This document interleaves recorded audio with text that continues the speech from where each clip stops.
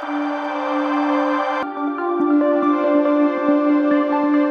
I want us to talk about experience. Experience. Now, why am I talking about experience, and how can we have an experience?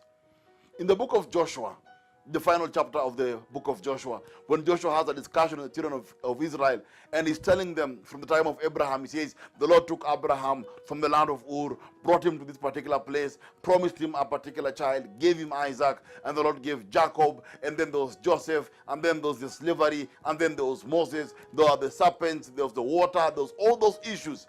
And he says, we've come here, now we're in Canaan, we have conquered the Amorites, we've conquered the Canaanites, we have brought down the wall of Jericho. And he talks about all these things that God has done. Then Joshua turns and says, now you decide. As for me and my house, we shall serve the Lord. You remember I talked about this last week. As for me and my house, we shall serve the Lord. Joshua is giving them a story based on his experience. And that was his reason. He had experienced the Lord firsthand. Joshua's experience with God was not hearsay. And my dear friends, this is the problem we are having now. But the experience we have of God is based on a hearsay.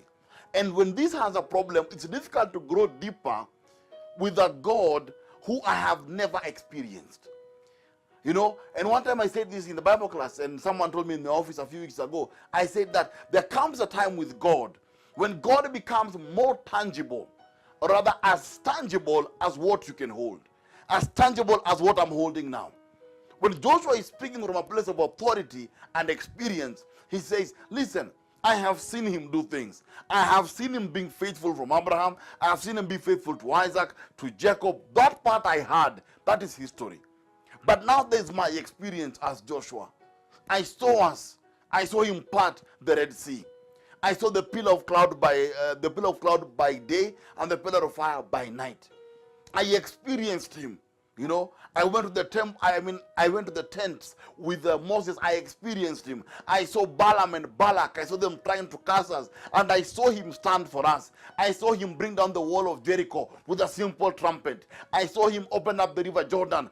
I have seen him. I've experienced him. Therefore, you choose who you'll serve, but I have my reason. And my reason is 1, 2, 3, 4. But also I have my experience. And my dear friends, one of the most beautiful things with the Lord is what keeps us there, what makes the relationship grow is experience. I've always said this. The similarity between marriage and salvation is memory. Similarity between marriage and salvation is memory. The similarity, why do I say that? It's because the moment I have experiences with God, and my memory can remember his goodness, my memory can remember his faithfulness, my memory can remember my experiences with him, then I have something to fight for. I've always said this, because why I say it's like marriage is because in marriage, what keeps a marriage going? What keeps a marriage worth fighting for? It's experience. It's the experiences that the two have shared. If the experiences outweigh, the positive experiences outweigh the negative experiences, then that marriage becomes worth fighting for. But when the experiences are not right, then it is easy for me not to want to grow deeper. We grow deeper in connection with our partners because of the experiences that we have shared. And it's very interesting. I always like giving this story. I had a couple in my office, and I've said this story very many times. And I asked the man, how long have you been married? The man said 11 years. I asked the wife, how many years have you been married? She said 3. Same marriage, different outcomes. Same marriage, different outcomes. Why? Their experiences were different. When the experiences differed, they no longer could grow together. What keeps us to remember and want to stay where the Lord is and want to grow is the experience. And one thing I've learned in my life is the further the experiences are, the more, my dear friends, we drift away from him. It is easier for me to drift away from the Lord when my experiences have reduced, when the moments of deep intimacy have gone. Because remember, now you're using a word called new normal. Remember that if I don't have an experience with him every other day, then my dear friends, I have a new normal. My new normal is I no longer encounter intimacy. I no longer encounter moments with him that are silent.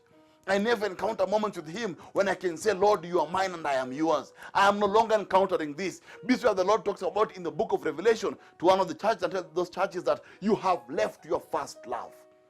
You have forgotten your first love. Why? Because the experience has ended. My dear friends, it is important to have an experience and to keep on reliving the experience with him.